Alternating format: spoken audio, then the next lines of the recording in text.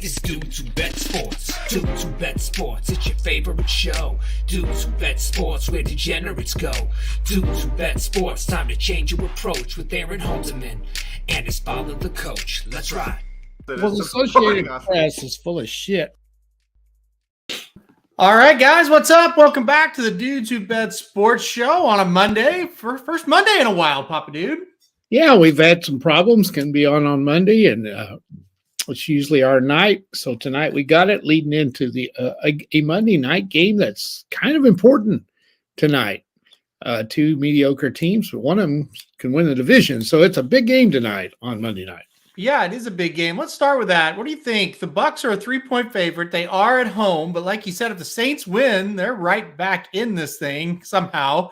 Like I said, 3 points for the Bucks. What do you think? Well, the Bucks are 3-point favorites, and we know why. Yeah, it's because of Brady, and of course the other team's awful. So I kind of think they might cover that. You don't know what you're going to get from either one of them. The Saints have had Brady's number since he's been in Tampa, but I think the Buccaneers beat him this year, I believe, didn't they? Early in the season, I think they did. In New Orleans, I'm pretty sure they did. So I think Tampa's going to win tonight. And here's the thing: if they win tonight, there would be 4 games left. No, there'd be 5. I think they pretty much seal it up, don't you? Seems that way. It just because these teams are so bad and the Falcons losing. Yeah. Kind of seems that way. I think they will. I think they will get the job done. You mentioned they beat the Saints. Yes, they beat the Saints in New Orleans 20-10, second game of the year. Of course, a lot has changed between now and then, but it just kind of feels like this is a game that they get the job done. They're the best of a bad group. Yes. And here's the deal, though, and maybe we'll talk about this a little bit later with some other teams. Their schedule coming up is tough. It is. After this one. And that's why I think they're going to pick up a win, because I think they look at the schedule and go, okay, we got to go to San Francisco next week. Yeah. It's not going to be easy. We have the Bengals the next week. That's not going to be easy. On the road against the Cardinals, I mean, that's not tough.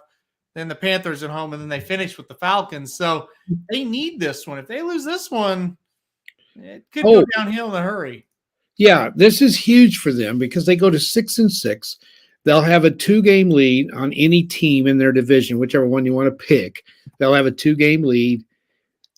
Probably 8 wins will win it, I would think.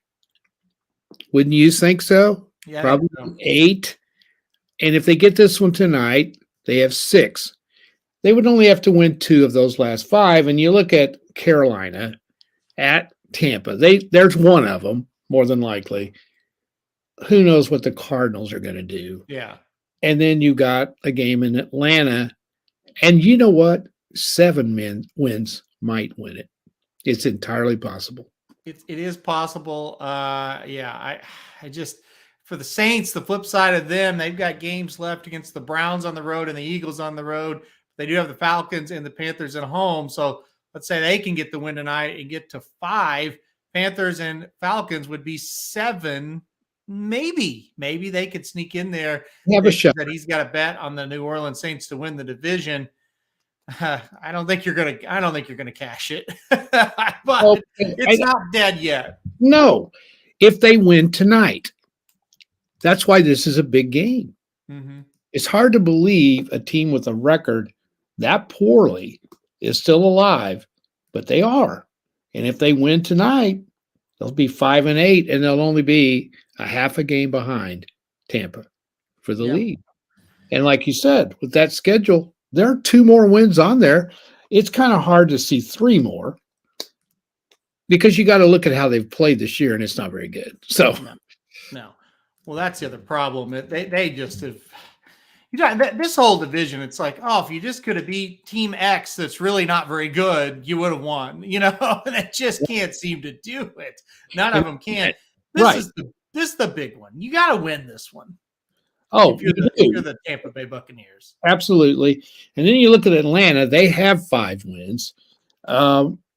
Carolina and New Orleans only have 4. Atlanta's got they go to New Orleans, they go to Baltimore, they got Arizona at home, and they got Tampa Bay at home. So they have 5. Yeah, you could see maybe them getting 7, maybe. But you can't expect any of these teams, including Tampa, to go on a run. You just can't. They're not going to do it. They're not good enough. So, no, like I said, 8 wins are probably going to do it, and I think Tampa will be the one to get to it. So, should be an interesting game tonight. I think it'll be competitive. I don't know how entertaining it'll be, but I think it'll be a close-ish game. We'll see if Tampa can pick up a big win, get back to 500. All right, let's go to college football, and let's talk about the top 4. And I want to get your thoughts on it. Forget about the seeding for a second, because I think it's 2 separate questions. The question number 1, though, did they get the right 4 teams in the playoff? Absolutely.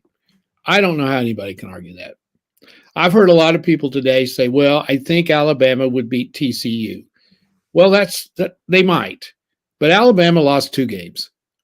And so did Tennessee. And so did USC. And TCU lost 1.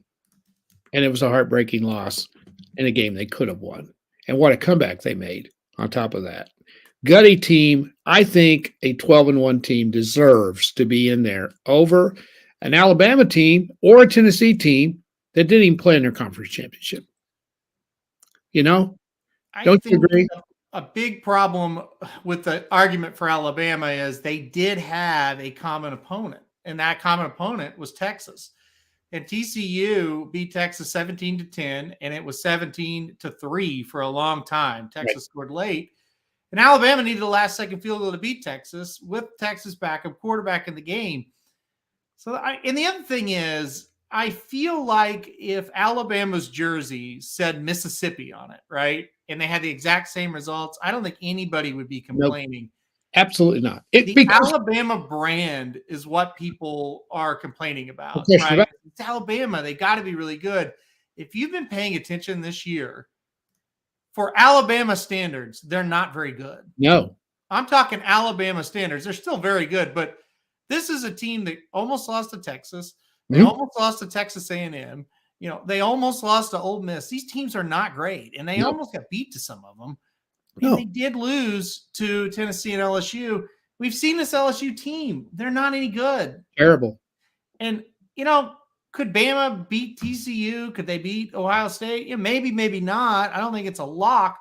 But when you lose 2 games, it's not in your hands anymore. You leave it up to the committee.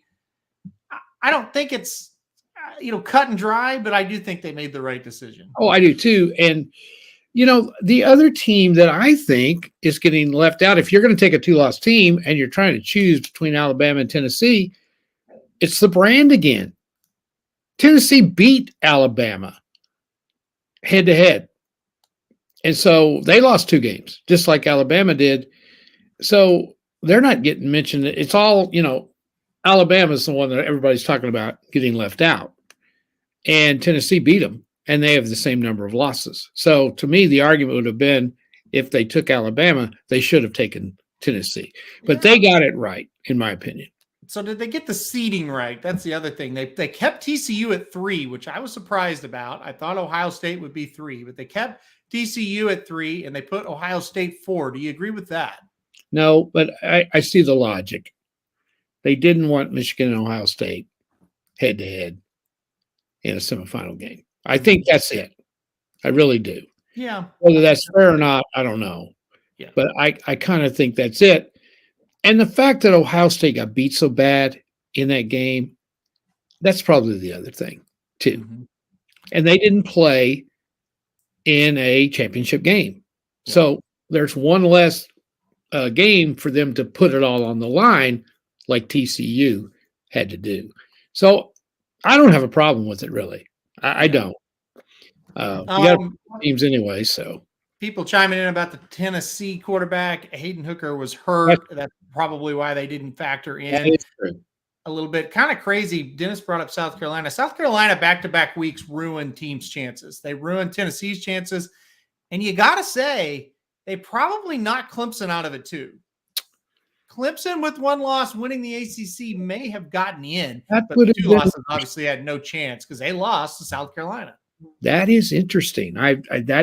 Yes, that would have been an interesting choice between Clemson, Ohio State, and TCU. Which two got in? And I'm betting TCU would have gotten left out in that scenario. It's hard to say. It is. Would have been interesting to see. Like I said, Clemson certainly had really no business being in it. They were not a great team this year. Tennessee's the one that's just like, they were a shoe-in with one loss. Oh, they did because they had the big win over Alabama, and that's all it took. Yeah, So Tennessee would. Here's what would have been if Tennessee would have stayed with that one loss. Okay, they would have been number 3 without a doubt in my mind. So then, do they take TCU or Ohio State? I mean, I realize TCU is ranked ahead of Ohio State, but would they have been if it was just for that one spot there in 4th? Yeah, that would have been tough. And the thing that made it so good for Tennessee was they were probably more than likely going to get in and not have to play in a conference championship game and stick your neck out on the line like USC did and TCU did. They were there. Oh my God. They had it set up. They were going to avoid Georgia the way it worked out. Yes. So they would have had Michigan, and no offense to Michigan, but I think people would rather play them in the first round than Georgia. No, yes, obviously. Yeah. I mean, it's I think the matchups are going to be pretty good. I think TCU is better than people give them credit for. They're feisty. I think, going in, they're going to be an underdog. I haven't seen a line yet. I doubt if it's out yet. Oh, it's out. That's my next subject. Okay. Throw it out there. What's the line? So right now, this is crazy. The Georgia-Ohio State game. Ohio State is only a 6.5 point underdog to Georgia. Georgia minus 6.5. What do you think about that one? I think they beat them as bad as they want to, from what I've seen. No, not that bad. But I'd say I wouldn't be afraid to say that they might win by 2 touchdowns. There's no way I can take Ohio State if that's the line. No. I mean, Ohio State, Georgia will physically whip them, I think. I think they'll bash them around. Dennis thinks Ohio State will win. Drinking early tonight, are we, Dennis? I think so. Dennis, I kind of thought they had the athletes to match up, but I don't. Unless you're thinking Michigan is the best team in the country, and if that's your thought, then absolutely, you could get there. I just don't know about that. I can't pick against Georgia. I just can't. I don't think they're quite as dominant as they were last year, but no one's beat them, and they're very physical. I saw what Michigan did once they got Ohio State on the ropes. They just dominated them, and that's not a good sign for Ohio State. And I've seen them do this against Michigan 2 years in a row. And a lot of guys say Michigan's not that good. Well, they just bashed Ohio State twice in the last 2 years. So they're pretty good. Yeah. Sylvain says, hope we do a live show for the final. I think we'll definitely do that. That's fun. We'll get together, though, so there's not that delayed on both of our feeds. Good idea. So we will do that, though. Listen, I think it's a weird line. Now, one thing about it, Ohio State, they got smoked in their last game. Georgia got smoked in their last game last year and then came back and was able to win it. So true. But they're Georgia. The other one, Michigan is a 7.5 point favorite against TCU. This to me all comes down to, is Michigan really good or is Michigan just good, right? Because I'm still not sure. I think they're really good. And if they are, I think they'll cover that. If that goes up anymore, though, I'm going to take TCU. I think it's going to be a 7 to 10 point game. TCU is going to play that underdog favorite. I mean, that underdog thing all the way. Yeah, they're going to play that. We've seen this so many times. Teams that are pretty darn good, and they are. Listen, if this was Texas and they were 12-1 instead of TCU, would we be having this? It's the brand, like you said when the show opened up, Yeah. why people don't like TCU and the fact they don't think the Big 12 is any good because Oklahoma sucks this year. That is another factor that's weighing against TCU in this whole thing is Oklahoma isn't any good. Yeah, and and really, Oklahoma State. and neither's Texas. No, there are no great teams in the Big 12, and they're holding that against them. Now, the Big 12 overall this year was more solid than it's been in the last 3 or 4 years. They just didn't have that Oklahoma at the top of it. Yeah. I do think at that line 7.5, I think Michigan is 10, 12, 14 points probably better than TCU. The thing with TCU is they haven't ever been in this situation. That's another thing to look for. So it's going to be interesting to see how it all plays out. I think everybody's thinking Georgia and Michigan for the national championship, though. Yeah, I think that's what it's going to be. I just feel like TCU is not going to be a matchup physically with Michigan. Probably not. And that's where the problem's going to lie. And I just feel like Michigan and Georgia have the most physical teams that are in the playoff. And again, that's where the problem's going to lie for all these teams. It's like, or for not all these teams, for TCU and Ohio State, you're going to get pushed around by these teams, I'm afraid, but again, with TCU, they've got some skill. I think they can keep it, like I said, within 10 or so. Just going to depend on that line. And JL mentioned it. TCU opened at a plus 9.5, and now this is all the way down to plus 7.5. So people jumped on TCU early in this one. Not much movement in this line, Georgia and Ohio State. It's been 6.5. It did jump up to 7.5 for a second. Now it's right back down to 6.5. So I think the public is split so far on this one. Yeah. And the other thing about TCU, defensively, that's an issue. They're not real good defensively. Mm-hmm. That could be a big problem when you go up against a power team like Michigan. So let's change gears. I want your take on this one. Deion Sanders has been hired at Colorado. It's definitely a flashy hire for sure. He's done a really, really good job where he's been at Jackson State. Now he has to go up to Colorado, a whole different ball game here. What did you think of Colorado hiring Deion Sanders? I thought it was a tremendous PR move by Colorado. Mm-hmm. This is a program that needs something. They're in the doldrums. And what can it hurt? I don't think it can hurt anything to hire him at a place like this and find out if he can do it or not. Because you know what's going to happen. The recruiting is going to be better.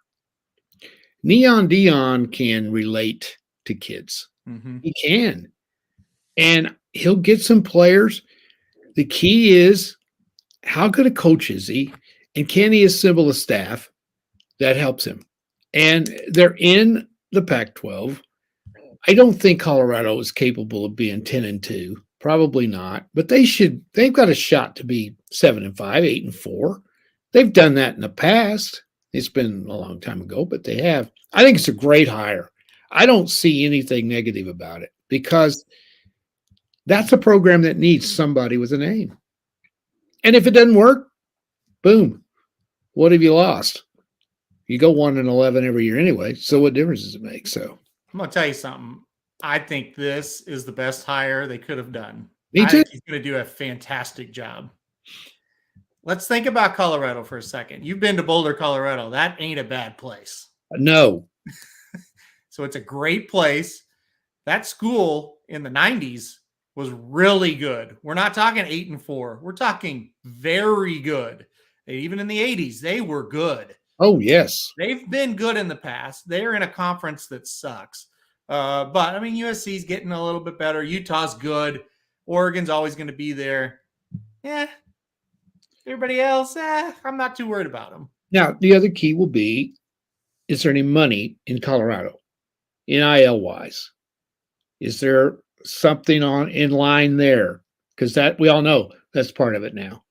So is Neon Deion thinking, man, I can get these boosters in Colorado to fork over some money, some of those businessmen in Denver to fork over some money? Guys, you don't think he can walk into a kid's living room and not sell that kid on a place if that kid's interested in going to Colorado? I'll tell Yes, you something. Going into those living rooms is kind of a thing of the past, in my opinion. I think he'll build this team through the portal. I think he'll go get these guys that are going in the portal. He's going yes, to go, I'm Deion Sanders. that's right. It didn't work out there. It will work out here. Trust me. Come with me. You come along with me, man. We're going to build something. You don't think I mean, I'm not a crazy Deion Sanders guy. I mean, I thought he was a good player and I kind of liked him a little, but not really. But it's whatever it is, the 2020s, man. And those guys are going to take to him. And I think Colorado did a fantastic job in hiring him.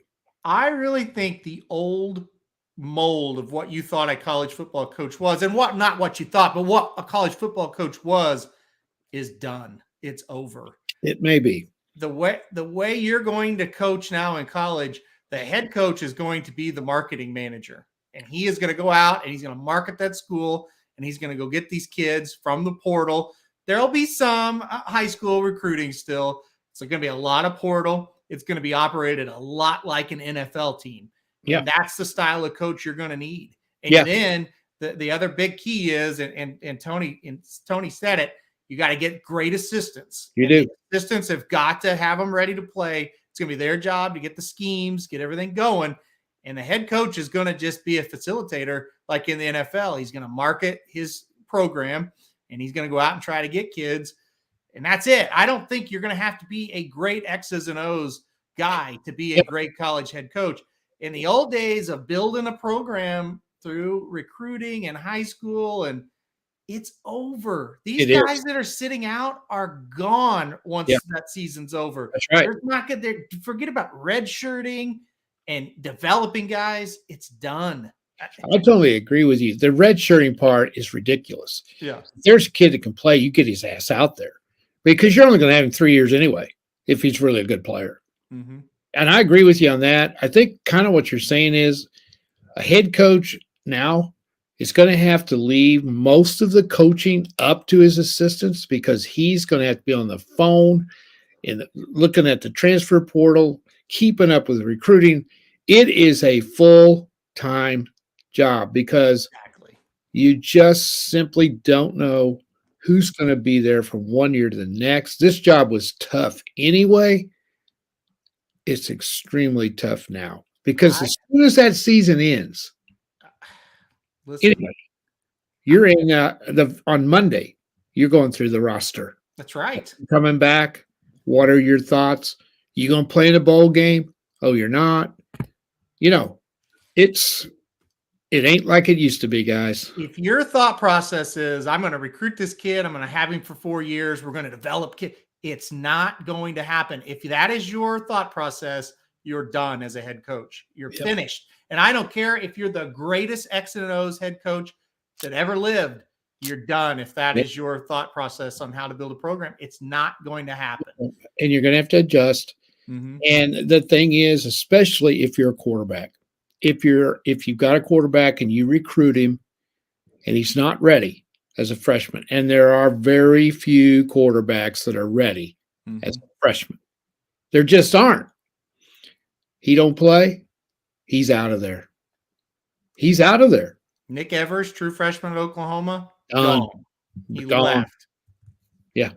I mean, and there, we don't know what went on there, but he also knows that Dylan Gabriel will probably come back.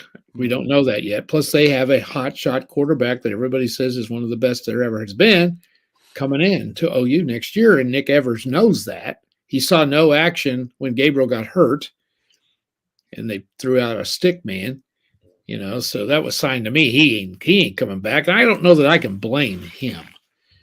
But if these guys aren't getting to play as much as they want to play, there's nothing you can do about it as a head coach. You got to throw the best guys out there, and if they leave, they leave. And here's the reality, and Dennis says it, and it's true. They don't care about teammates. They don't care about the rivalries. They don't care about that school. Listen, there are still a few kids that will care, right? I mean, yes, where their parents went to school there, their dad played there, their dad coached team, your favorite team. Yeah, we went to you went to the high school at the same town that the college is in, or you're close and you just love them.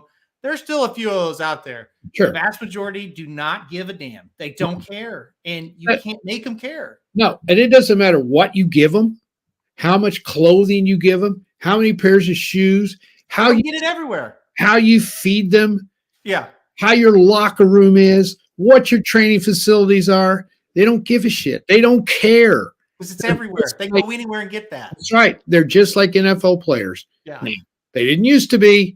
You had it by the yin yang, but you don't anymore because they can do whatever they want to do. Yep. They're spoiled rotten anyway. Yep. They're babied since in high school. As soon as they're a superstar, they do whatever they want. Mm-hmm. So they're spoiled rotten. They're profiled on TV when they're juniors. You start recruiting them in the 8th grade. How stupid is that? But you do. Some of these people do. I mean, you got kids committed for the 2025 class. Are you kidding me? Yeah. How dumb is that? So, but again, to me, if I was, and again, I'm not, thank God, I'd be awful at it, but I wouldn't hardly worry about high school recruiting anymore. Because think of it like you got college tape on these guys too. You know what they look like in college. About the guys coming out in the portal. Yes. Yeah. I would build half the roster from the portal every year. I think you have to. And Tony is right. Look at what Lincoln Riley did. He's a modern coach. He understands. Okay, they got beat. Well, and it was the same old Lincoln Riley team. But let's remember one thing. He did have an advantage because he had a quarterback that he had coached that came with him. Now, he wouldn't have had that success without Williams. I'm not knocking Lincoln because he had the rapport with the quarterback, but he got lucky that he had a guy like that. I'm not saying I'm not arguing with you. He knew what to do. Yeah. But man, he had that ingredient that you needed to come with you. You look at not all, but the majority of the guys that made plays for USC on offense were not at USC last year. That's true. And this bullshit about we got to be together and it's a community and don't work. It's not a thing. It's players. That's all it is. You know, that was 20 years ago, but it don't work now. No, it doesn't work, and that's why Oklahoma is screwed, in my opinion. You're beginning to convince me, my man. You didn't in the beginning, but you're beginning. You got the new philosophy against the old philosophy here, and the old philosophy is beginning to buy in to the new philosophy, and I am very depressed about Oklahoma football. I understand it, and what you just said and what Tony's alluding to, I feel you. I wish it was that way. I wish, it was development and kids care, blah, blah, blah, blah, blah. But it's not, and that's the reality of it, right? Yeah. I mean, Lincoln Riley brought in a guy from Pitt, a guy from Oklahoma. I can't remember where they got the running back from. Oregon, yeah. He brought in guys from all over the place, and your old coach is like, "Oh, we got to be together, and we got to be unity." And all this guys here, they didn't come in the first place. We don't want them. It's crazy. It's crazy to think that. No, you know what brings people together? Winning and being really good.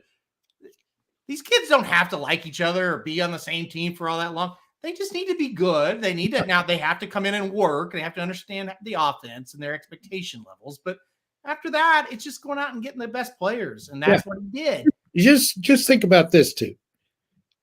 5 years ago, you didn't hear about a kid not playing in a bowl game. No. They didn't opt out. They're part of that university. Yeah. They went. It meant something to them. And I heard guys talking about it today. They said, used to, before this NIL crap, you went to a bowl game and you got a lot of stuff that they give you at the bowl game. Mm-hmm. Well, hell, you don't need that now. A lot of them got car dealerships already. That's what the guys said. That's right. Yeah. And they go, what do they care if they go get a video camera or a tablet? Right. It used to be a big time deal. Look what I got. I got a brand new tab. Yeah. Well, these kids got more money than the guys that are organizing the bowl games. Right. Some of them do. So I don't know how you deal with this. I don't. You don't know how to coach them. You try to get on them. You try to yell at them. You try to make them do better. They leave. They just up and leave. Here's how you deal with it. Every year, You just go Best get players spoiled. you can. Let them do what they want. Yeah. Hopefully, you can get them to do what you want them to do as far as on the field, I'm talking about. And then the next year, if you got good ones, hopefully they come back and then Yeah. you go get the next wave. It's not a 4-year thing. It's going to be a year-by-year thing now. And Jason makes a great point on the bowl games. They're unbettable. Whatever you do, don't bet the bowl games till you get into 2 or 3 days before the game. Yep. We have all these contests on ESPN where you've got to rank them. Can't do it anymore. And you just simply have no idea who's going to be there and who's not. And how would you like to coach that? You got to get a team, and the fans don't understand. They don't understand that. Okay, Oklahoma plays Florida State. First of all, that's the worst game they could have ever got. They had no chance to win that game anyway. No. Florida State's playing fantastic. Yeah. Oklahoma sucks. They go to this bowl game. If I was Florida State, I'd be pissed. But anyway, they go to this bowl game because they're Oklahoma. It's the only reason they're going. Yeah. The Cheese's Bowl, no, that's not a big bowl, but it's in Orlando. That's a pretty good trip. And then, not only that, their 4 arguably best players have opted out. Yeah. They're going to get rolled. Yeah. I'm waiting for the first team to come out and say we're opting out of the bowl game completely. It would make sense because we don't have a roster. Yeah. You think about OU, and like you said, their top 4 players are opting out. And by the way, OU doesn't have pro players on this team. I mean, these are guys that it's like, even if they think they're close to being drafted, they're opting out now. You know what they said?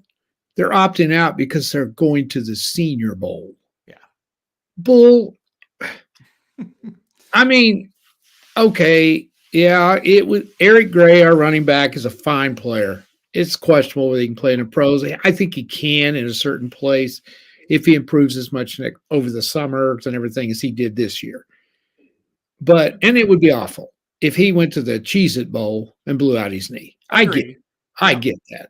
Yeah. But you never heard of this 5 years ago. Right. It's crazy, and I hate it. The sport I absolutely love has turned into the sport I don't like very well, which is the NFL. Jason said, yeah, I think a team did opt out last year, Jason. And I think it was I think they lied about it. I think they said they had COVID, some of them. But was it Texas A&M? Gosh, it may have been. I sure can't remember who it was, but I think you're right, Jason. Yeah, I think some teams did use COVID as kind of an excuse. Yeah. Well, that ain't going to fly this year. So no, we'll see what no, but you're right. I am really down on college football. I don't know what you do about this transfer portal, but it's got to go away. Because, the old school, you could always transfer, but you had to sit out a year. And that made kids hesitate. Now it's open season. It's and like anything. It needs to be regulated. Yes. Right? Like if a coach leaves, then you should be able to leave and not have to sit out a year. Right. Yeah. And JL makes a good point here.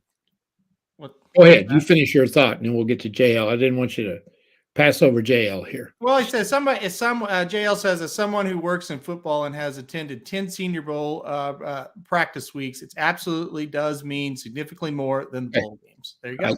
I'm going to flip my hat to you, JL, because you know more about that than I do. For sure. If you think about it, that makes total sense, right? The scouts are going to be there. Every NFL scout can go to one place, right? Where if you're going to scout all the bowl games, not all the scouts are going to all those games. So absolutely, it does make sense. Very good point, JL. Yeah. Very good point. All right, let's move on to the NFL here. We'll talk about the playoff picture. You wanted to do that. I'll bring up that. Actually, I want to do this first. I want to do current Super Bowl odds because we did this last year around this time. Okay. And the Rams were like 9-1 or 10-1 or 7-1, something like that. And you pointed out the Rams were the value. The Rams were the team to pick, and it worked out.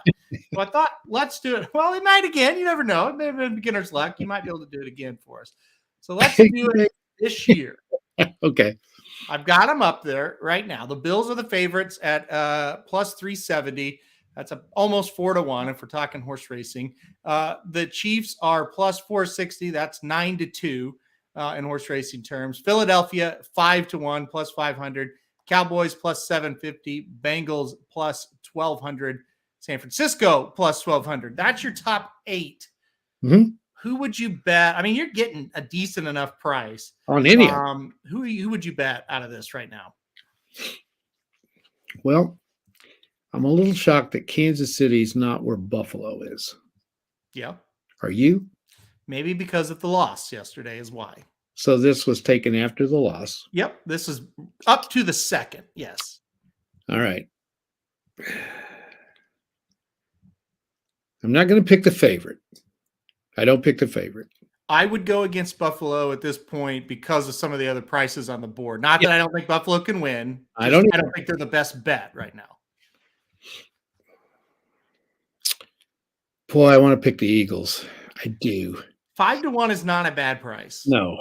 And here's the deal: they are trending very heavily towards being the first round bye team out of the NFC. Hit me back on 2 weeks on the Eagles, but Yeah. I love them. I love watching them. I think they are really solid.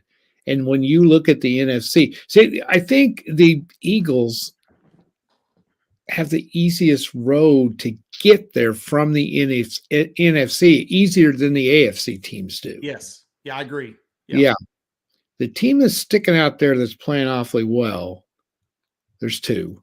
The 49ers is one of them. Now, with Garoppolo out, though. Yeah. So that's what I was getting ready to say. I can't take them. Yeah. I would if he was playing because they're playing great.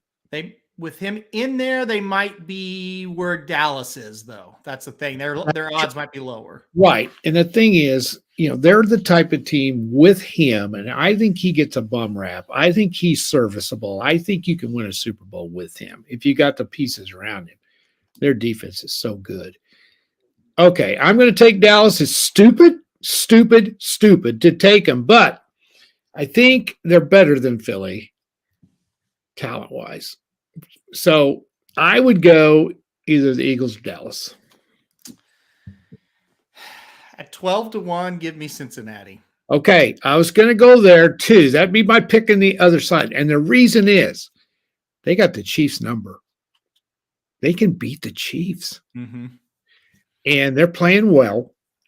They're going to have to probably, because of the schedule and everything, unless it may come down to the last game of the season when they play Baltimore. Mm-hmm. If they win the division and they don't have to come around as a wild card, that was my kind of hesitation in picking them. They shouldn't have to. Well, let's look at the schedules right now. Okay. Of Baltimore and Cincinnati. They're both 8-4. I ain't picking Baltimore to win it. No way. No way. Now, Lamar got hurt yesterday, didn't he? Yes. Was it bad? We don't have an official word. It did not look good. He did not return. No official word yet. I would not. Well, that makes a big difference. Would not be too optimistic. Okay. Baltimore has Pittsburgh twice. Mm-hmm. They're at Cleveland. They have Atlanta. That's at home. And they finish the season in Cincinnati. Now, they go to Pittsburgh next week. Pittsburgh is quietly playing very, very well. Mm-hmm. And if Lamar doesn't play, I don't know if they beat them next week. Cincinnati has, I can't read my freaking writing. Well, just to comment on Baltimore real quick, okay. It doesn't matter who they play. It's a toss-up. It is.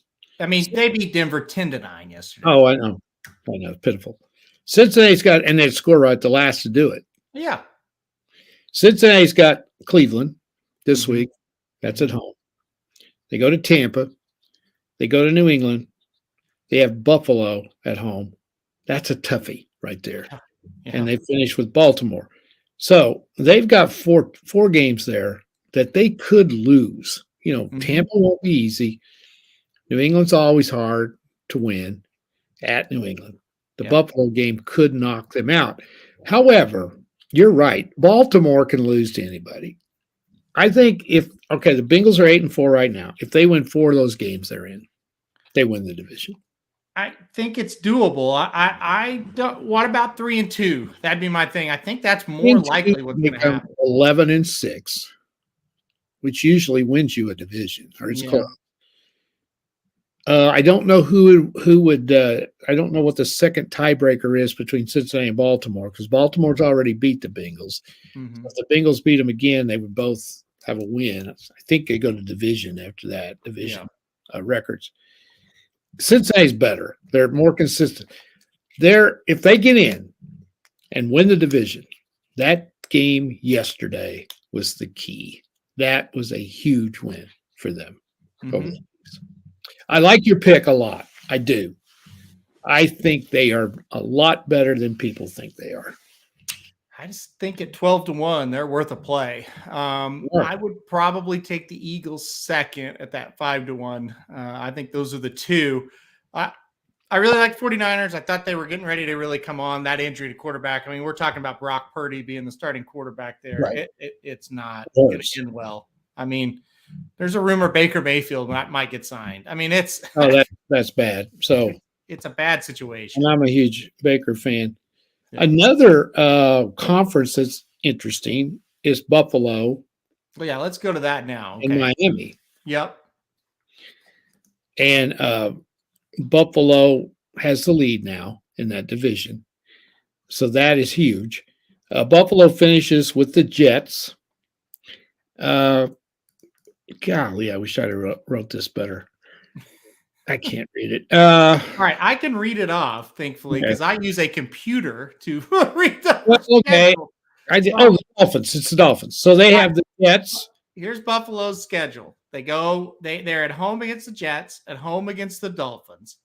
They go on the road to the Bears. They go on the road to the Bengals, and then they're home against the Patriots. That's a tough schedule. They got losable games against the Bengals and the Dolphins. They should win the other 3. So let's give them. I think they beat the Dolphins in Buffalo. Probably get 4 wins there. Okay. Well, 4 wins is going to get them in probably. All right, let's look at the Dolphins. They're at the Chargers. They're at Buffalo. They have Green Bay. They got to go to New England, and they got the Jets. Mm-hmm. Okay, they're going to lose one of those somewhere. I think. I don't think they're good enough to go 5-0 down the stretch. Well, the problem with the game is they had that win over the Bills, but now they're behind them. Right. And so they're going to have to beat them. I mean, that's what it's going to come down to. Them or they're out. Winning the division. Yeah. Right. That's the game it's going to come down to. And it's in Buffalo. And I don't think they're good enough to beat the Bills in Buffalo. No. So, that's an interesting division. I think Buffalo's going to win it. The Chiefs are locked into theirs. Tennessee's locked into theirs. So we have 2 interesting division battles between the Bengals and the Ravens and the Bills and the Dolphins. And then you look at the wild card. The loser between Miami and Buffalo's locked pretty much as a wild card. Yeah. The loser of the Bengals Baltimore is locked as a wild card. Maybe. Then it gets really interesting. Mm-hmm. Got the Jets at 7-5, New England 6-6, the Chargers are 6-6, and a team we mentioned that's coming on strong, believe it or not, are the Raiders at 5-7. They're playing great football right now, and they could make a run. They could and knock somebody out of there because none of us are sold on the Jets. I don't think. Mm-mm. You can't be sold on the Chargers to do anything significant to get in there. And New England's simply not good enough. Their schedule is really tough, New England. Yeah. So the Raiders have a couple of tough games. They've got the 49ers, and they've got the Chiefs. Now, that Chiefs game's the last game of the year. Mm-hmm. It's in Vegas. KC will have it all wrapped up as far as the division. They already do, pretty much. So if the Chiefs' playoff spot's not on the line, they're seeding, they may not play everybody. in that game. I could see them setting Mahomes out if their playoff seeding is locked in going into that game, Yeah. which it may not be. So the Raiders are 5-7, 9-8 could get them in. Can I make an argument for a team that you're not thinking about? Okay. What about the Steelers? Well, I'm thinking about them. Listen to this. What's their schedule? Throw my schedule out there. They're 5-7. Right? They have the Ravens in Pittsburgh this weekend. I think they win that game. I agree. They go to Carolina. They better win that game. If they win that, they're now 7-7. And They they've are won at home 4. against the Raiders. That might be for a playoff spot. It could be. It's got to, but they can win that game. Well, sure. They're at home. Yes, Sure. That's And it. that was 5 straight. Yeah, 5 straight wins. They're 8-7 at that point, Mhm. with 5 straight wins going into Baltimore. By that time, you have no idea what Baltimore's going to be. No. Who else they got? Say they lose it. Okay, they're 8-8. Their final games at home against the Browns. 9-8. From a schedule standpoint, they have a legitimate shot at 9-8. Absolutely. And what franchise is more proud than them? And They get on a roll. think about the teams we're talking about Yeah. for this last spot, the Jets. Yeah. I mean, LOL, right? The Patriots are a proud franchise, but they are a trash They're not very good. roster, Yeah. and their schedule's tough. The Yeah. Chargers are they're just the biggest joke in the NFL. They are a train wreck that needs their coach. It's just ridiculous. The Raiders are usually a joke. They're still kind of a joke. Yeah. I don't believe in them. Give me a break on the Browns. And then there's the Steelers. So yeah. The Browns, you could throw them in two simply because their quarterback is back. And if he's magic, they're not completely out of it. But I wouldn't get too worked up over beating Houston yesterday. So They were awful against Houston. They scored every way but with their offense. Yeah. I don't see it. They go to the Bengals this weekend. I don't think that will be very good for them. Although they can beat them for whatever reason. Then they got a home game against the Ravens. It's winnable. Home game against the Saints. It's winnable. They do finish off at Washington, at Pittsburgh. So yeah, it might be he's back a little bit too late, and I think they're going to gel a little bit too late. Yeah. I don't consider them a serious threat. And let's quickly look at the Jets because they are ahead of all these guys. They're They 7. got the leg up, yes. Yeah. So the Jets are at Buffalo this week. So they may not have the leg up after that one if one of these teams like the Chargers could happen to win a game, but that's I not think happening. that's a loss, yes. Yeah, because they have Miami. So anyway. Mhm. They have Detroit, who guess what? Is not a pushover. I think when you're the Jets, that's a 50-50 game. No, I don't think they beat Detroit. The Yeah. Lions are playing extremely well. They've won 4 out of 5 and oh yeah, they lost to Buffalo by 3 points on Thanksgiving Day. They played a hell of a game that day. Yeah. They have Jacksonville. No, wait a minute. That's not right. No, it is. They have Jacksonville at Okay, New York. I don't think that'll be a problem. No. And look who they finish up with. Yeah. At Seattle, at Miami. It's tough. I see maybe 2 wins. Maybe. And that's giving them the win against Detroit. Now they do have the leg up, and that would get them to 9-8. So it's going to get interesting to see who gets that third playoff spot. They did beat the Steelers, and that would help. give them a leg up there as well. They did beat the Steelers very early in the year. Yeah. So it's fascinating. It is. It is. And I really think this last wild card spot's going to come from left field. And there's one thing you're not factoring in yet, and I don't blame you, but I bet by the time this is over, we will factor this team in. Baltimore. They're going to drop. Fading. They do it. They've done it in the past. Yeah. I think they're the team that at the end of the day will go, oh man, we forgot about Baltimore and they're not any good. And they're going to fade, but they don't have a very hard schedule. You kind of laid that out. So. Yeah. And they only got to win probably 2 games out of the last 5. Yeah. The key's going to be how hurt is he?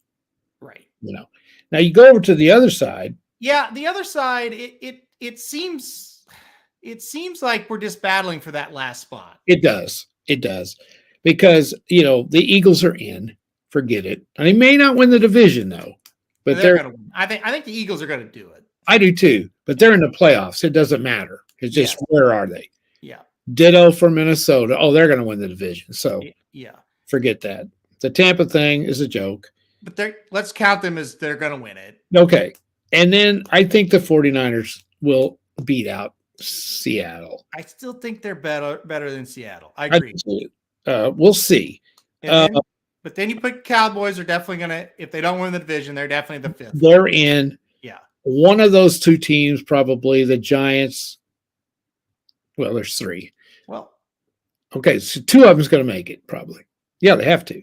To me, you got four teams for 2 spots because I think the Lions are back in it. They have a shot. Yeah. But really, realistically, right now it's 3 teams, 2 spots. Yeah. So let's look at the Seattle, San Francisco schedules. Mm-hmm.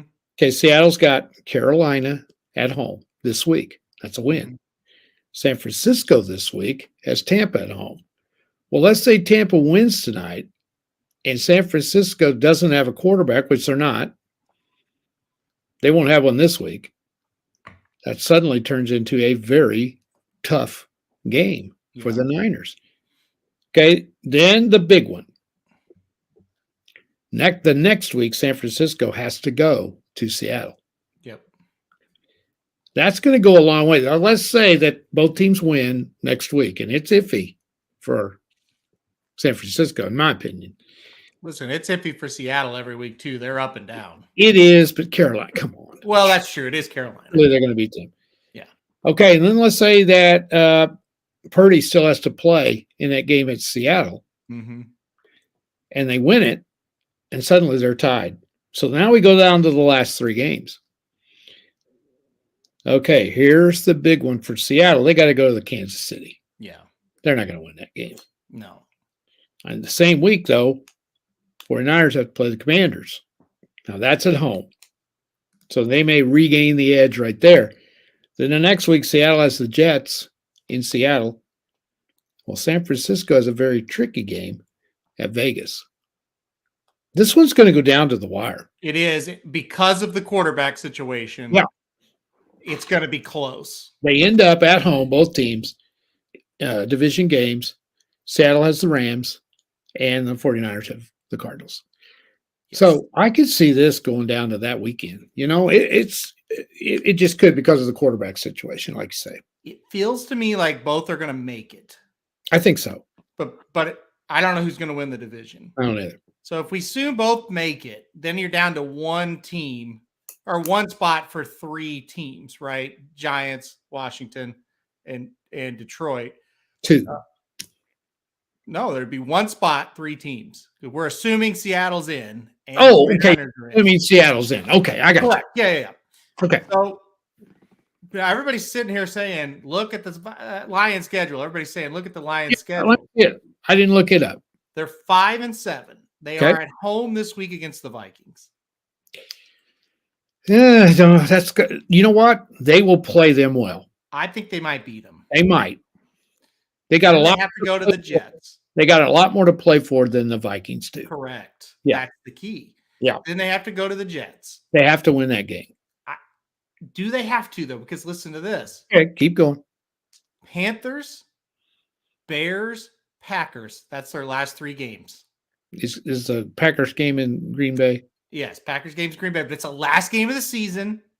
Green Bay will have nothing to play for. No. Well, I don't like their. I mean, they have a chance, no doubt, but they're the Lions, and I just can't throw my money on them yet. They're going to have to win 4 out of 5 to get to 9-8. That's not impossible, but it's more than likely 8 and 9. I think. I don't know. Yeah. Okay, if they beat Minnesota this week, it changes. If they get Minnesota this week, And They're they've in got the- a big time shot. I think Yeah. that's the big key. 'Cause Okay, the other let's- thing is, you look at those games like they can win 4 out of 5, but if they lose the first one, they're not going to win the next 4, right? I don't Like think so. if they go to 5 and 8, you're going to feel a whole lot Exactly. different than if they go into that game at 6 and 7 against the Absolutely. I think they're done if that happens. It's a huge. So then you look at you. Then we get the Giants. Yep. And by the way, there was a lot of controversy in that game yesterday about them playing for a tie. Correct? Mm-hmm. Well, it's better than losing, I guess. Well, okay. Let's be clear. It's a lot of controversy from the bettors who bet Washington. I don't know if anybody. Okay. Other All right. than that, but anyway, go ahead. Let's look at their schedule. They got Philadelphia this week, and it's at home. I don't think they beat them. No. They got a return match with the Commanders next week. Let's say they lose those 2 games. They're 7-6-1. And then they got to go to Minnesota. Yeah, they're done. 7-7-1. They got Indy. That's at home. And they finish the season in Philadelphia. Now, it's entirely possible the Eagles have absolutely nothing to play for in that last game. But I think they're going to lose 3 of those 5. It's possible that they can. Mm-hmm. So that puts them at 9-7-1. Right. If everything goes right, they could go 8-8-1. They Just could. as easy too. All right. So then you look at Washington, who has a bye this week. Mm-hmm. They have the Giants when they come off the bye. That's the key game for them. They have to win it. They got to go to San Francisco. They got Cleveland at home. And they wrap up the season with Dallas, who could be in a position where they are the first wild card team. Yeah. That game has a great shot to be meaningless. It could. Yeah. So you look, okay, let's say they beat the Giants and let's say they lose to the Niners. They're 8-6-1, and then they finish with Cleveland and they win. They could maybe even afford to lose the Dallas game and still get in Yeah. To me, they're the big time favorites for that last spot. because of the schedule. Yeah. Yeah. But they got to beat the Giants in Yep. 2 weeks. They have Yep. to. They're out if they don't. Not out, but they're in trouble if they don't. No, they're not. Yeah, like I said, they're not out, but they're in trouble. The other thing is, you count that game against 49ers, that's going to be a loss. You just don't know. I don't count that as an automatic loss. Situation you don't know. You just don't know with the quarterback situation. This is a very gritty team Mm-hmm. that's hard to beat no matter what. Mm-hmm. And the Commanders are. They play pretty much the same every week, and they're hard to beat. They're well coached. They're gritty. They hang with you. They're one of those. They're like a gnat. They're just in your way. So, it's going to be really interesting down the stretch. And we have a lot of mediocre teams vying for playoff spots this year. We don't, I think more than usual. Don't you? It just seems like we're top heavy. Yeah. And then the rest, we got a few there. They're kind of, they're okay. Yeah. And then we got crap. We've got a lot of bad teams. Yes. We really do. So, We do. but this is a big game tonight because then we got other teams to throw in here if New Orleans wins tonight. So the NFL is getting very, very interesting. The college season has been unreal. We got to talk about, just for a second, have you ever cheered for Utah any more than have you ever enjoyed a game more No. in a game that didn't mean a whole bunch for us for any reasons? And now, first of all, I was shocked, totally shocked. Yeah. And I know they have an excuse, and it's legit because they were toast when Williams couldn't run the ball. That was it. But they still moved the ball after he got hurt. They had it down there a couple times. Mm-hmm.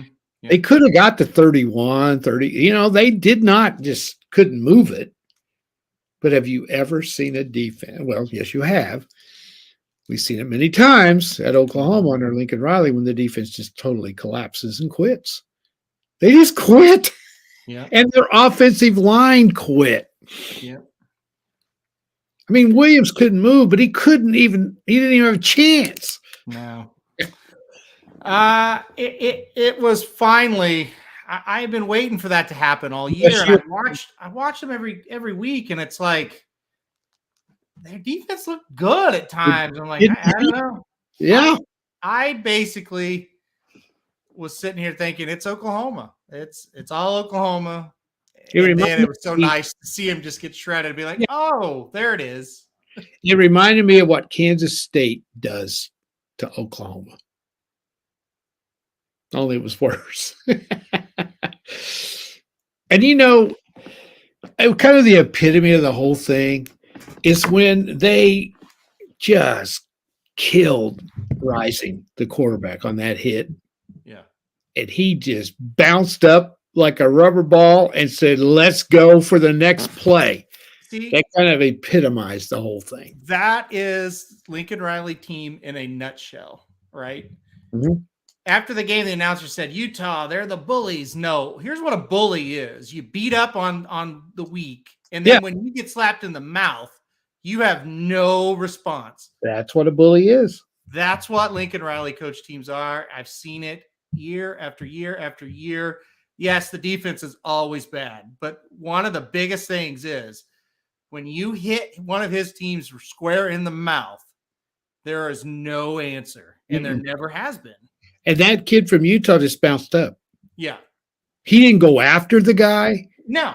The sideline didn't that much. It should have been. I don't know. Did it end up being targeting?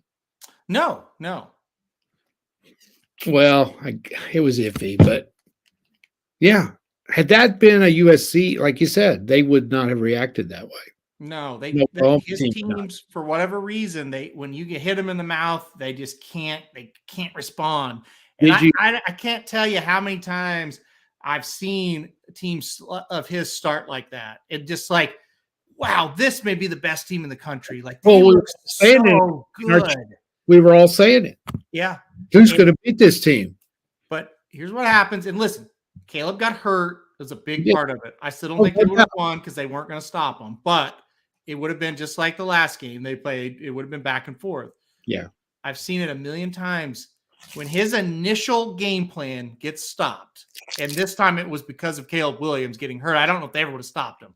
But the point I'm trying to make is he is one of the best I've ever seen at getting a game plan out there and throwing it out there and executing early. It's incredible what the guy can do. But when that game plan gets stopped, the offense stops. And I've seen that happen with his teams before. And I was talking to my good buddy Patrick from VEASAN about it. He loves Lincoln and loves USC. And, but he said in the offseason, he said, the one thing I never liked about him, when that initial plan, initial play calling set, when they stop it, there's no adjustment. And you saw it. Caleb got hurt. They started to stop him, and he froze, and there was nothing to it. They had no answer. No. Defensively, it's like, yeah, I've seen that all the time. That's well documented. Everybody knows about it.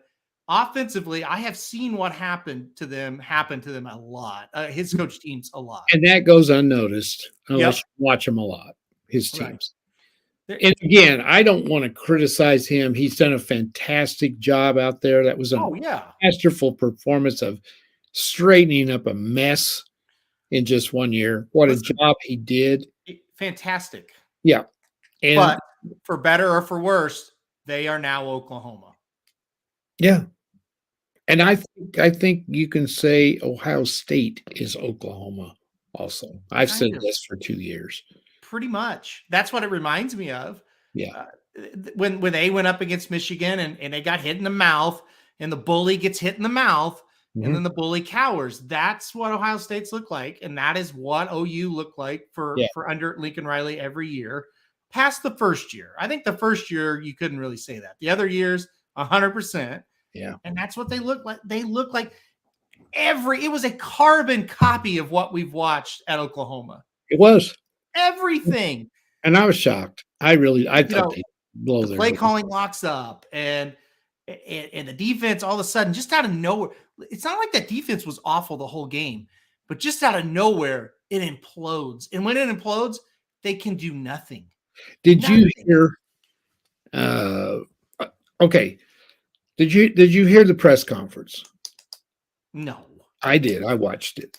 Okay, so he made a comment that the defense, well, I can't remember how he worded it. They let up or something to that effect, and started panicking and trying to tackle the ball, trying to get turnovers. Okay, which that was obvious. They were trying it. They weren't tackling. So a couple questions later, somebody asked him. It was pretty funny. They go, "Is that the way you teach defense to tackle the ball and not tackle the ball carrier?" And he got so, he didn't get mad very often, but he got mad at that one. You know why he got mad? No. Because that is what they teach. It You know is. that better than anybody. Alex Grinch teaches It's all turnovers. That's all Yeah. he cares about. Yeah. are turnovers. And he goes, "I'm not even going to answer that But question." listen. It's true. Alex Grinch, the only thing he teaches are turnovers. And guess what? They did a great job with the turnover margin this year. They got a lot of Oh, turnovers. it was unbelievable.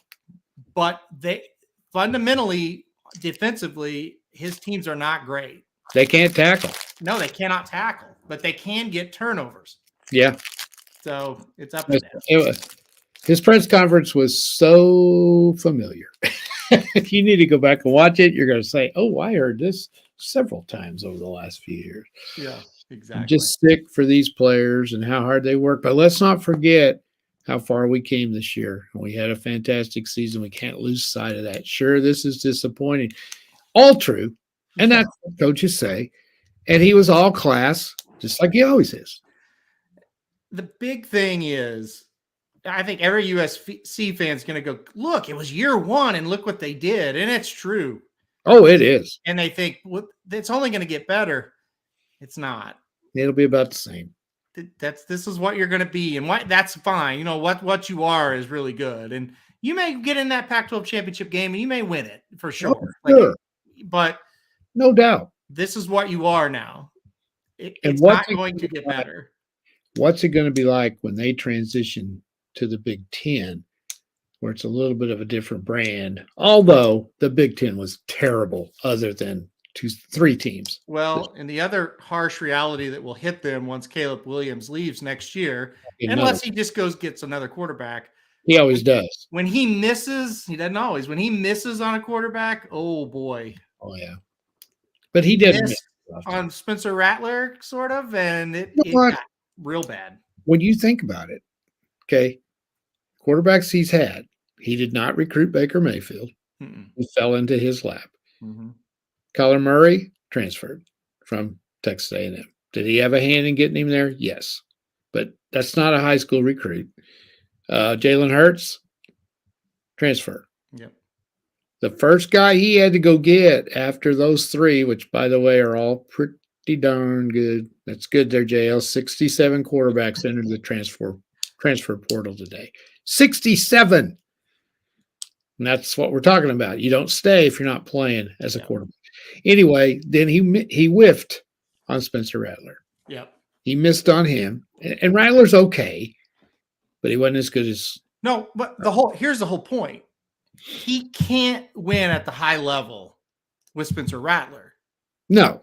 Spencer Rattler is really good, but when Lincoln Riley doesn't have an elite quarterback to cover up all the other problems, they look like Oklahoma looked with Rattler. Yeah. And everybody at OU and you know, we've been used to seeing really good quarterbacks. They turned on Rattler, but the main problem was he didn't have anybody around him. No, and he wasn't quite as good as some of the others. No, exactly. Yeah, he didn't have a defense to go with him to get him stops or to put him in good situations, stuff that a good quarterback needs. Yeah. So that's all I'm saying. But he'll go get another one, I'm sure. But oh yeah, because they're going to want to play for him because of his track record of getting you into the NFL. Then it says he's coming in and he's transferring to Racing Dudes and taking Jared's spot. Entering the. All right. Well, you're on it as usual. Yeah. All right. You got any questions to end us tonight? I do. did a lot of research on these. I had 5 minutes before the show and I found them. So here we go. All right. If you could be any animal in the ocean, what would you be? Oh, killer whale for sure. I knew you would say that. Yes. You want to be the alpha dog of the ocean. Oh, killer whale is No that is the boss of the ocean. Yeah, no predators except humans, basically. Pretty much. Yep. Yeah. Well, you know what my answer is. I'm going to be a dolphin Yeah. Dolphin. because I'm more docile than you. Right. Well, You want to rule the ocean. I want to be kind of second in line. the dolphin is definitely a good pick as well. Yes. They just look like they have a lot of fun. Yeah. So, but a whale is a good part, a good selection. If you could go back into any part of history, any era, what would you go back to? No, I wouldn't. You don't want to go back to any part of history. No. Nothing. No. You wouldn't want to be in the Old West. No. Oh God, no. No, No. So you're like the character in A Million Ways to Die in the West. Oh, 100%. Hated the West. 100%. Had no idea why he was there. All you people that watch these westerns and think, boy, it'd be cool. You are taking for granted so many things. Well, if you were out in the Old West, for sure, you could get shot for no reason or something, Indian attack, something. You're taking so much more daily things for granted, little things for granted. A bear you could be on your horse and the horse breaks down and flips you down into a gully somewhere, and yeah. Okay. Would not go anywhere but where we're at right now. I'm trying to think. The 50s were a pretty fun time. No way. And we had electricity. We had cars. Now TV was just beginning, so that wasn't too big. I loved growing up when I did. I did. I'm a child of the 60s where things began to change in this country a lot. We went from wholesome, do what we're told, to starting to rebel a little bit in the 60s. But the 70s, no. The 80s, no. The 90s, ever since then, not really. Right. All right. None of them. Okay. Yeah, I know. I think I know your answer to this one. Okay. If you could be world class at any sport, what would it be? Oh, hockey, for sure. Oh, well, I knew that. 100%. Yeah. Yeah, I would love, because you can skate. Well, yeah. And I loved to play hockey as a kid. That's why I would all day, every day. And so, yeah, if I could be a world-class hockey player, that would be fantastic. Yeah. And you're a good skater. And I think that I've always thought that you have I've seen you handle a puck and stuff. You're pretty good for a kid that never played. I can play. Yeah. Yeah. And you never grew up playing it, and you've got more natural talent in that than anything else. I would love to have learned how to play hockey also. I can't think world class. Used to be, I would have loved to have been a baseball player, but not so much anymore, I don't think. Basketball is, that's, you got to be unbelievable to be an NBA basketball player. I don't think people realize how good you have to be in the NFL or any professional sport. You are just so good. Golf is a good one. Yeah, I see. Jason, I would love to have the skills, the temperament to be a great golfer, but I don't. So I absolutely loved the games, the baseball games. I loved them. I hated baseball practice. Oh, nothing worse. And that was the thing. If you could just be on a baseball team and play games, I might try to find an adult league and play. I loved the baseball games. Loved them. Yeah. I hated baseball practice so much. It's so freaking boring. It's unreal. Yeah, and there's just no way to make them interesting, really. I hated basketball practice too. The only practice I did not. I did not hate basketball practice because back when I played, you scrimmaged a lot. And that was fun. That was fun. I hate the practice I hated the worst with football. That was the worst. Yeah, football tough practice. You go out there and beat your head against the wall against your best friend, and that's ridiculous. Yeah. And then it's the early part of the season is just absolutely terrible. JL says, if you think basketball practice or baseball practice is terrible, you should try swimming. I would hate swimming practice. Yeah. I can confirm that. Never done it. I can confirm I'd hate it. How about cross country practice? I would hate that. Like track practice. No, I wouldn't. Yeah, me neither. Yeah. All right. I know the answer to this one too. How much would you pay for a journey into space? 0. I don't want to go to space. Me neither. I wouldn't pay a dime. I know my track record, and the odds are the thing would blow up with me on it. I wouldn't be worried about that. But okay, Michael, I got it. Okay. He's so right. He says baseball practice is just long. It's ridiculous. A baseball practice should only be an hour. Yeah, everybody get in there and get their cuts and take a little infield and get out of there. The 3-hour baseball practice starts off like soft toss, like you're on your knees, like tossing. It's like, what the? And then like hit this off the tee. And then it's like, let's work on your hands. You do some hand drill. Now go out there and run pole to pole. Yeah. Like, why? Like, let's hit off of a pitcher. Let's take infield. That's going to be really important. Let's do some situational stuff. And let's get the hell out of here. I mean, I totally agree. I never understood why you ran in baseball. Why did you have to run pole to pole? I have no idea. If you're an outfielder out there shagging flies, you're just playing grab ass the whole time. Exactly.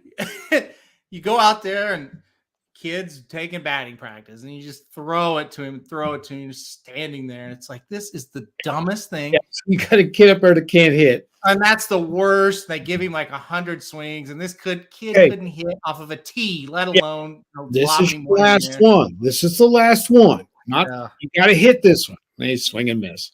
Okay, one more. I've never wasted more time at a baseball practice. I'm with you. I don't understand the soft toss. I don't get that. I don't understand it. You got to learn to hit a pitcher. You know, I can remember when you were growing up and we would have a pitching machine. Okay. And kids hit that pitching machine because there was no fear of getting hit with the ball. Yeah. The pitching machine was right down the middle, or it was low or something, but it wasn't at your head. And a guy wasn't out there throwing it at you. Okay.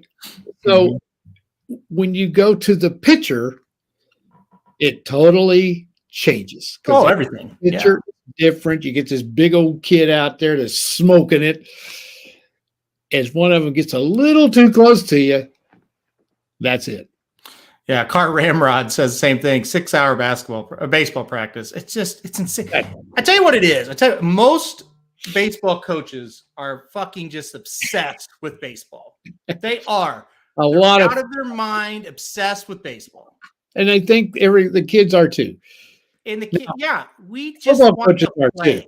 Like I'm not obsessed with baseball. I just want to play. And so they go out there and they think they've got to do all this shit. And it's crazy. It's craziness. And they've watched every damn instructional video. Yeah. On here's what they do at college. Here's what they do here or there. Yeah. I got this from Mississippi State. They won the national championship last year. And the kids are sitting there go, who gives a shit? Yeah, exactly. I can't hit the damn ball. Coach, you know that. I can't catch it either. And no instructional video is going to do me any good because I'm scared of it. So, I mean, and we finally got last couple of years I coached when we were so good. We practiced about an hour and 20 minutes. And we got in there. There was never a break. We let them get a drink. That was it. Yeah. And we just went bam, bam, bam, bam, bam. And we're out of there. If any of you are listening right now and you're a coach, practice for an hour and 30 minutes at the most and get out. Because Trust here's me. the thing, those Get kids, out. especially at the high school level, junior high, those kids have a life too. They don't want to be in that gym till 6 o'clock at night. They've been at school since 8. They need to get home and get out of there. You're not going to be as tired either. You need to go home. Mm-hmm. Get out of there. It doesn't matter. I've coached teams that we could practice 24 hours a day, 7 days a week, and still get smoked by 20 points. We just didn't have the talent. Right. So you're right. You don't need to spend that much time. Once you're about an hour and a half past, it all gets tuned out. Trust me, it all gets tuned out. They're not listening to you. They just want to go home. They've had enough. And that's at any level. Yep. So you know what you do at golf practice? You play golf. Yes, golf was great. that is the best practice. That's the best practice. The best sport to practice. Answer this. Why do you run the 3-man weave in basketball practice? Okay. Now I'll answer that one for you. Now half court, I think is stupid. Full court, you teach a little coordination. You've got to make pinpoint passes, and you get conditioning. You get conditioning doing some sort of a drill without sitting there and doing sprints. Yeah. So you go up and down the floor. We made it into a game. You had to make so many layups. The group did in a 3-minute thing. We did it for 3 minutes every day. It's conditioning more than anything else. Now, when you do it half court, pretty dumb. But it teaches you to cut, to move without the ball, to catch it, make a good pass. It's kind of coordination and conditioning. So we put some everything in our drills was competition. You had to reach this goal. You had to do this. Rebounding drill, there were points assessed for every rebound there that one bunch got. If you didn't get the defensive rebound, you got punished. It was stuff like that, and it made them a little more fun. Still not great fun, but anyhow. Right. Good question, Dennis. Good question. Yeah, there you go. There you go. All right. Let's see. I guess that's it. We got nothing else. Yeah, a couple more, but we can save them. Yeah, we'll save them. We'll save them. Thursday we will be back, but we will be covering Oaklawn Park on Thursday because it is the weekend of Oaklawn Park. So big announcement. This show on Thursdays, we'll cover a lot of Oaklawn. We're going to do that in conjunction. We'll do a little bit of sports as well, but we'll do a lot of Oaklawn coverage. So if you like horse racing, which I'm sure all of you do that are watching, sure. Oaklawn does open on Friday. We're going to talk all their big races for that week. They run Friday, Saturday, Sunday. So we'll cover, by the time that show starts on Thursday, we'll have all the cards for that week. So we're going to do a little Oaklawn. How's that sound? Sounds great. I'm going to have to bone up on it. It's my favorite racetrack in the world. If you've never been to Oaklawn and you have a chance to get there, do it. Yep. You've got to go. It is a racing city. The only thing, I've not been to as many as Aaron has, but the only thing I can compare it to is Saratoga. As far as, and I've never been to Saratoga, but I've heard you talk. It's just anywhere you go in town during racing season, somebody's talking about horse racing. Yep. It's a lot like Saratoga in that regard, for sure. Saratoga is a little bit more of your fanciness, where we're in middle of Arkansas at Oaklawn, so the fanciness is not really there. But everybody loves racing there for racing. You go out on the town and people are talking racing. That is there. You go to the gas station. Yeah. You might run into the trainers. I mean, they're just out there. The town itself is pretty in its own. It's in a natural setting with some pretty mountains, and it's got a national park with hot springs, and it's just really a neat experience. And in our neck of the woods, it's a destination. People go for the weekend. Absolutely. I can't wait for it to start. And I just thought, our shows that we do so many shows here at Racing Dudes, but none of them really focus solely on Oaklawn for the whole meet. I'll do a couple videos, a week on it, but I thought, what a perfect show. 2 guys that started at Oaklawn in horse racing. What a perfect show to do that. So Oaklawn on Thursdays, for the first 30 minutes or so. We'll cover Oakland. We'll talk about Oakland. We'll talk about our thoughts. And then the next 30 minutes, we'll do, NFL picks and then on to college basketball. Absolutely. And the other thing, you go through the parking lot at Oakland, there's license plates from everywhere. There's more license plates from out of state than there is Arkansas at Oakland. Yeah. We live 5 hours away and we run into people all the time we know that have driven down from just like we have. Yep. And they do it once, 2, 3 times a year. The thing I love about for a person like myself that's horse racing 24/7, I don't have a lot of people when I go out in my hometown or where I live now or anywhere around here that know anything about racing. And when you go out on the town at Saratoga or at Lexington, Kentucky, or in Hot Springs, Arkansas, you look around and it's, I know that guy, I know that guy, I know this guy, I know this guy, and they're all track people or track fans. And that's what I love about those 3 places more than anywhere else. And you see the same people there every time you go. Yep. And it wouldn't take much for you to talk me into going this weekend. Okay, well, no, I can't go this weekend, but well, I may go by myself. What about Remington next weekend for the Springboard Mile? Let's see where things stand next weekend, and that might be a date, my friend. Okay. Here we go. Maybe we can do a live show from Remington. I'll call up Dale Day, see if he can get us a place to set up. We need a booth. Well, we'll definitely cover not this Thursday, next Thursday. We'll cover Remington a little bit. All right. I love it. Oh boy, here we go. We got plans. All right, we got to get out of here. You know why? Because the Blues and Jason's Rangers are in a 3-3 tie right now, midway through the second. No way we win that game. It's been back and forth, so we'll see if Jason gets the W or we get the W in this one. 3-3. So, all right, boys and girls, here we go. We're leaving. Great Thanks show, everybody guys. for watching. We'll see you Thursday, and we'll be talking about Oakland. All right, see you guys. This is Dudes Who Bet Sports. Dudes Who Bet Sports. It's your favorite show. Dudes Who Bet Sports, where degenerates go. Dudes Who Bet Sports. Time to change your approach with Aaron Holzman and his father, the coach. Let's ride. Well, the Associated Press is full of shit.